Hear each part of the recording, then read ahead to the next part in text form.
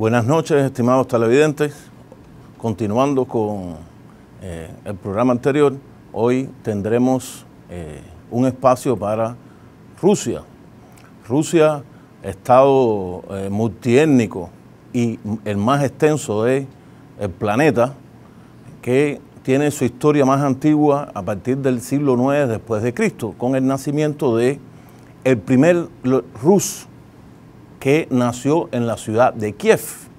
actual capital de Ucrania, y que tuvo también en Novgorod, una de las ciudades más importantes. Este Rus, primer Rus de la historia de Rusia, desaparece como estado independiente a partir del siglo XIV con la invasión de los mongoles, y no es hasta siglos después, exactamente en el siglo XV, siglo XVI, cuando nace entonces el segundo Rus con sede en la ciudad de Moscú. Estamos llamando en este caso a lo que se conoció como el Principado de Moscú, principado que primeramente estuvo subordinado a la Horda de Oro de un kanato con una extensión territorial importante en la actual Siberia rusa,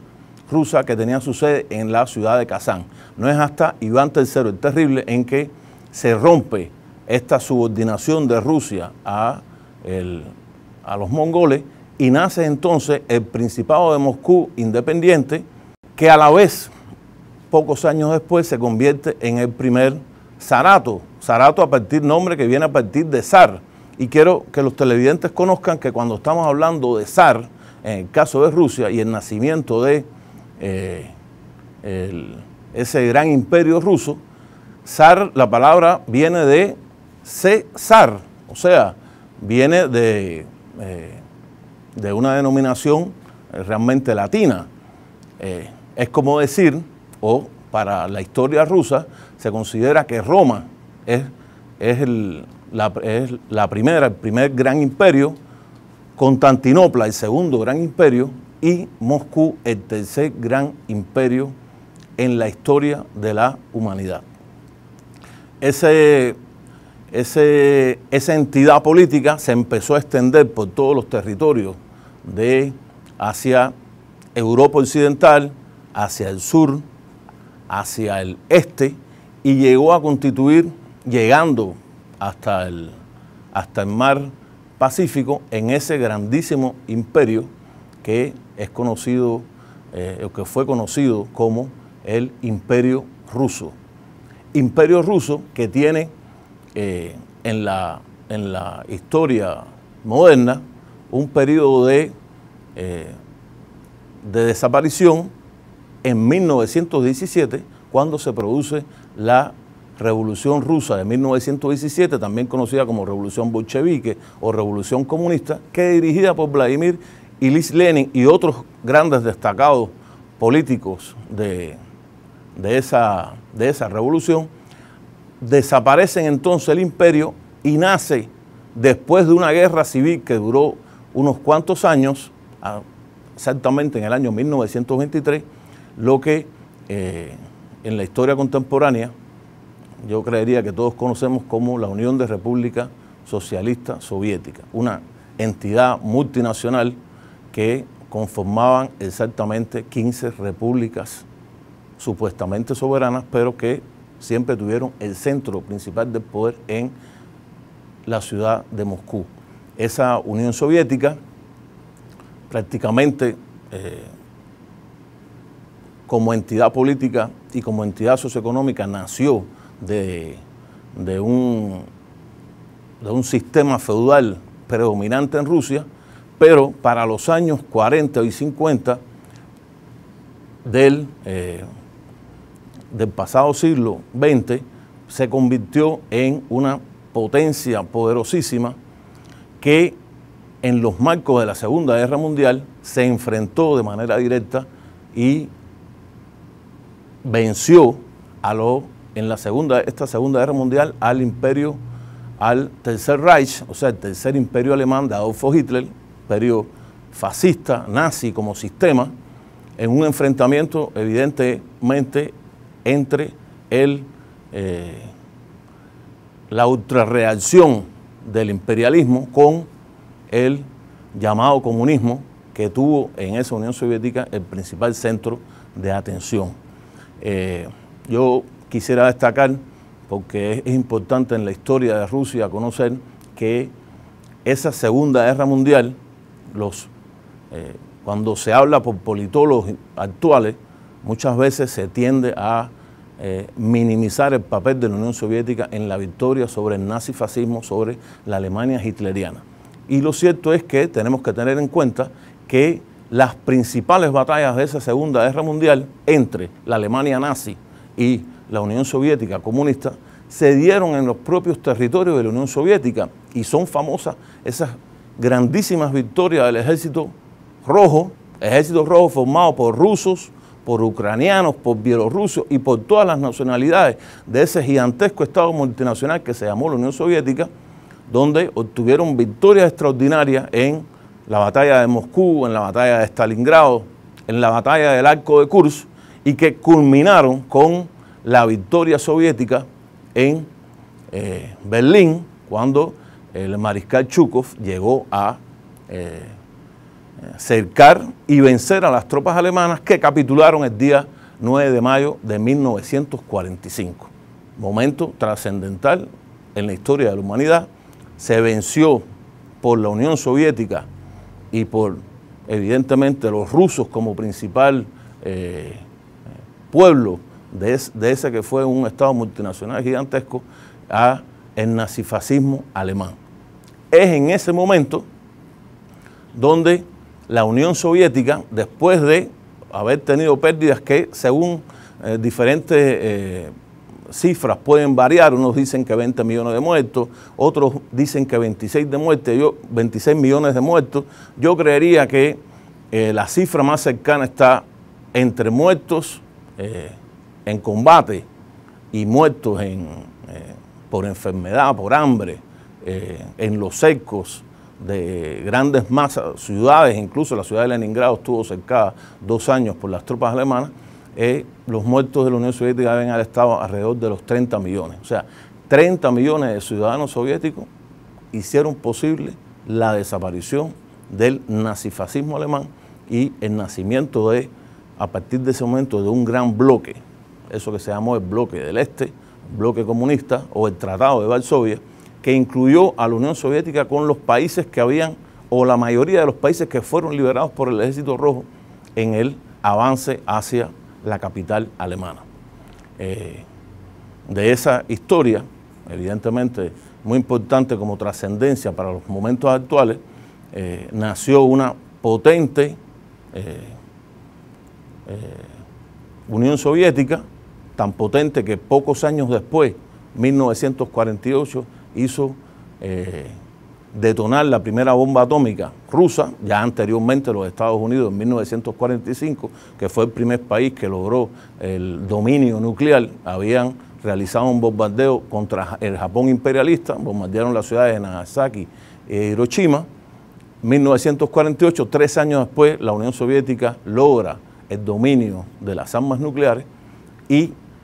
pocos años después se inicia la carrera en el espacio, y la Unión Soviética se convierte en el primer país en poner un artefacto de la Tierra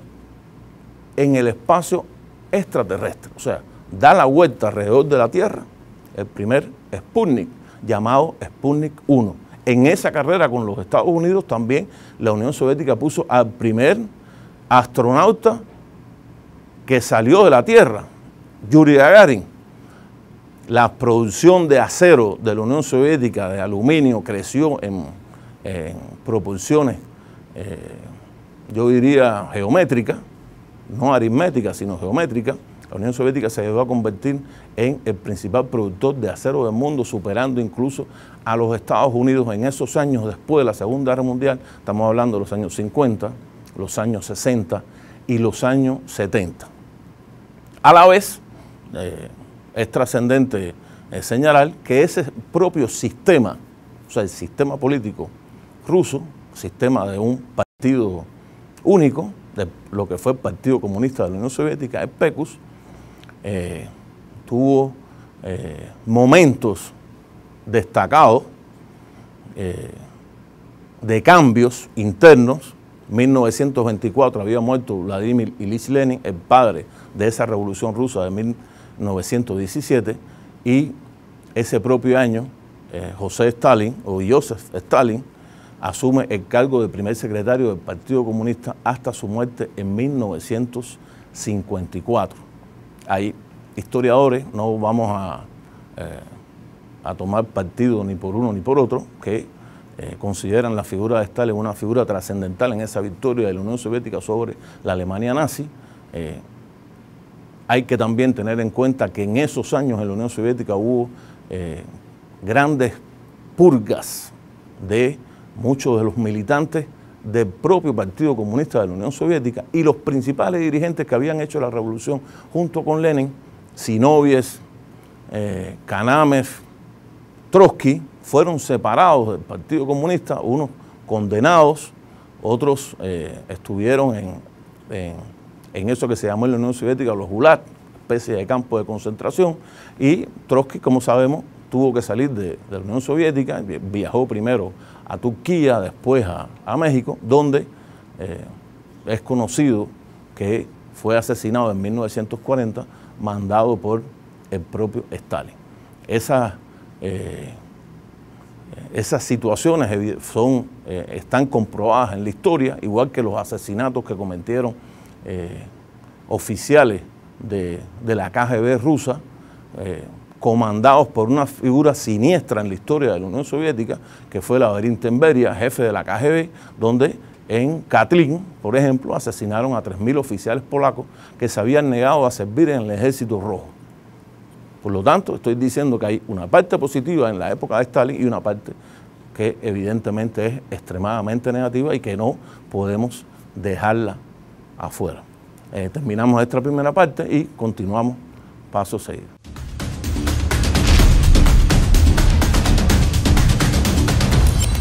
Continuando con la parte anterior y siguiendo el hilo de lo que estábamos conversando, en la década del 50 nace a nivel de las relaciones internacionales o se produce ese hecho histórico llamado como la Guerra Fría. La Guerra Fría, al borde de lo caliente, es el enfrentamiento entre la Unión Soviética con los Estados Unidos, siendo cabeza cada uno de los dos grandes bloques militares. Estados Unidos de la Organización del Tratado del Atlántico Norte, OTAN, y la Unión Soviética del Tratado de Varsovia, donde, como les había dicho anteriormente, se incluyeron todos los países que quedaron en eso que se llamó la órbita soviética. Con Estados Unidos, todo el occidente industrial, capitalista. En esos años las relaciones entre la Unión Soviética y Estados Unidos fueron relaciones extremadamente tensas, relaciones que a la vez desembocaron en enfrentamientos de eso que se ha llamado conflicto de baja intensidad, conflicto de Vietnam, Corea, el mismo conflicto de China con la isla de Taiwán, conflictos en el Medio Oriente, conflictos en América Latina. En esos años, 1959, se produce la Revolución Cubana, y la Revolución Cubana, 2 años prácticamente después, en 1962, se da la crisis de los misiles, crisis que, según mi punto de vista, fue motivada por la posición del entonces primer ministro soviético, Nikita Khrushchev, de esconder el tratado que se había firmado con Cuba, por el cual la Unión Soviética iba a instalar misiles de corto y medio alcance en la isla de Cuba. Esto trajo consigo que Estados Unidos hiciera un bloqueo naval alrededor de Cuba, y finalmente en un acuerdo donde fue excluida Cuba, y es el primer momento, digamos, de enfrentamiento entre el gobierno revolucionario cubano de Fidel Castro con la Unión Soviética, porque la Unión Soviética retira los misiles de Cuba y Estados Unidos retira los misiles de Turquía. a cambio de solamente la palabra estadounidense de que nunca atacaría a Cuba, lo cual el gobierno revolucionario de Cuba nunca aceptó. Eso trajo consigo en las relaciones entre la Unión Soviética y Cuba casi 10 años de distanciamiento. Trajo consigo incluso las relaciones, en ese momento empezaron a estrecharse las relaciones entre Cuba y China. China, que en esos propios años 60, como les había dicho en el programa anterior, tuvo un momento de grandes fricciones con la entonces Unión Soviética y que trajo consigo incluso enfrentamientos militares entre China y Rusia en la frontera entre los dos países, en Siberia y también en una parte del territorio cercano al actual estado de Mongolia. O sea, las relaciones prácticamente entre Rusia y China se rompieron en la práctica, solamente habían relaciones diplomáticas puramente formales, se rompieron las relaciones que tuvieron que ver con la economía, las relaciones políticas entre partidos, estamos hablando del Partido Comunista de la Unión Soviética y el Partido Comunista Chino, y es los años también donde Estados Unidos empieza el proceso de acercamiento a China y donde llegó a sacar a China de la órbita soviética. A esto hay que sumar que en los años 80 la Unión Soviética invade Afganistán. Al invadir Afganistán, prácticamente todos los países árabes estuvieron opuestos a esta invasión de Afganistán. Afganistán, que es un país que no es árabe, pero sí islámico y cercano en ese territorio que conocemos como el Oriente Medio ampliado. Y finalmente las tropas rusas son derrotadas, tienen que salir de la Unión Soviética, de Afganistán en 1989, y estamos hablando ya en un periodo donde las relaciones económicas, esas que se habían creado en Rusia, relaciones económicas de llamado corte socialista, empezaron a entrar en crisis que desde mi punto de vista fue motivado por el desarrollo de una gran burocracia partidista. O sea, el Partido Comunista de la Unión Soviética se convirtió realmente en una burocracia que se convirtió a la vez en límite para el desarrollo de las fuerzas productivas rusas. Si a la vez, a partir de 1980, el gobierno de Ronald Reagan había iniciado un proceso de rearme del ejército estadounidense, trajo consigo que la Unión Soviética también,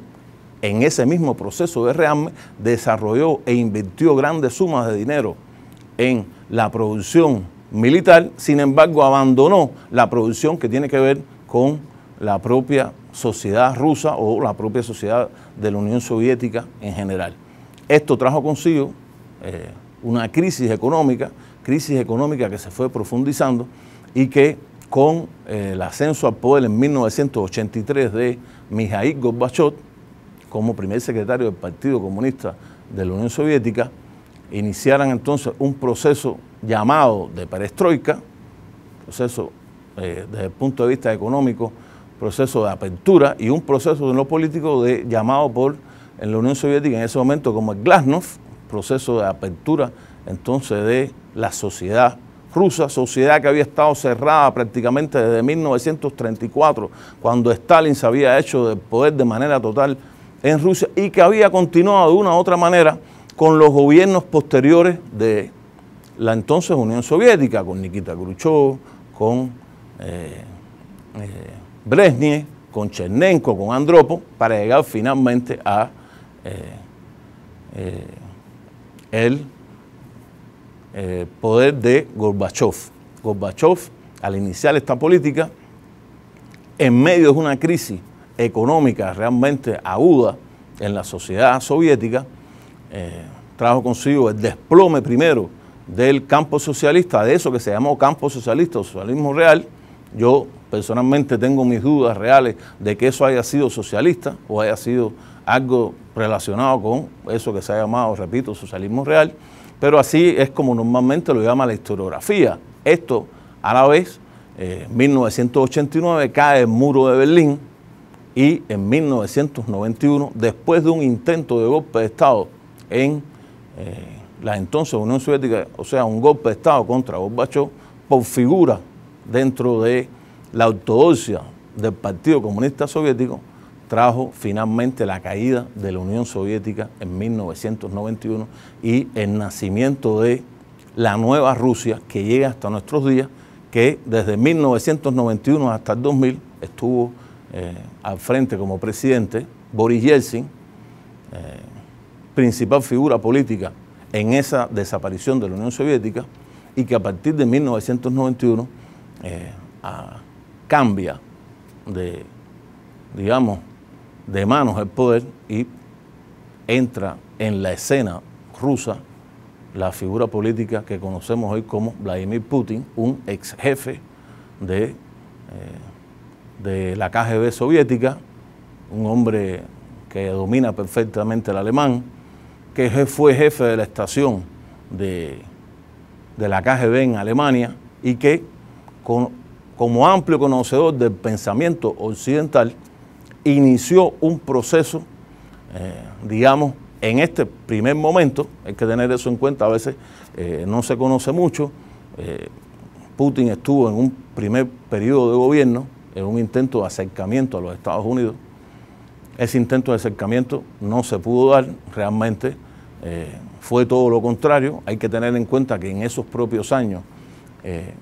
Putin sacó de la isla de Cuba el centro de radioescucha más grande que tenía en América Latina, Rusia. Era el centro de radioescucha en Lourdes, repito, en la isla de Cuba, y a la vez, en ese intento de acercamiento con los Estados Unidos, incluso en el momento de agresión a Libia, aceptó Rusia el voto de la intervención occidental sobre Libia, que trajo consigo finalmente, por la destrucción de ese país que hoy no se ha recuperado y que desde mi punto de vista demostró al presidente ruso, a Vladimir Putin, que con los Estados Unidos una conversación de iguales era difícil obtener. Estados Unidos, cualquier conversación política es la conversación siempre con que ellos se consideran el hermano mayor y dejaban a Rusia en un segundo plano. Yo creo que la muestra principal de ese cambio de la política soviética está, de la política de Rusia, está en la operación que realiza el ejército ruso actualmente en Siria, operación que ha traído consigo de una u otra manera que se mantenga el gobierno de Bashar al-Assad, gobierno que es apoyado por Rusia y que ha obtenido evidentes victorias en el campo militar y que ha logrado incluso prácticamente revertir una situación que parecía de fin de ese gobierno, apoyado por esa Rusia que ha mostrado lo que se llaman en los términos militares músculo, sacando nuevas armas de cohetes, misiles, nuevos tanques y de una u otra manera revirtiendo la política internacional actual a un momento en que la alianza de esa Rusia actual de Vladimir Putin con con China, con la nueva China, eso que hablamos de que había sido hasta un momento potencia emergente, pero realmente se ha convertido en el país más poderoso desde el punto de vista económico en la Tierra. Esa alianza ruso-china se ha convertido finalmente en el balance al poder unilateral que había ejercido Estados Unidos desde 1991 hasta prácticamente este momento. Realmente no ha podido Estados Unidos doblegar esa posición rusa que viene con el presidente Putin y que de una u otra manera en las relaciones actuales donde se concentra en el Medio Oriente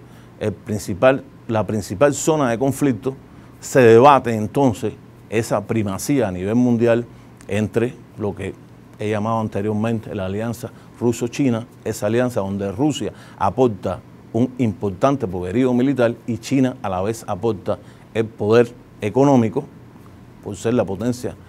más poderosa desde el punto de vista económico en la Tierra en contra de los Estados Unidos y, digamos, otros aliados del occidente europeo. Hasta aquí este programa y nos vemos entonces en el próximo. Muchas gracias.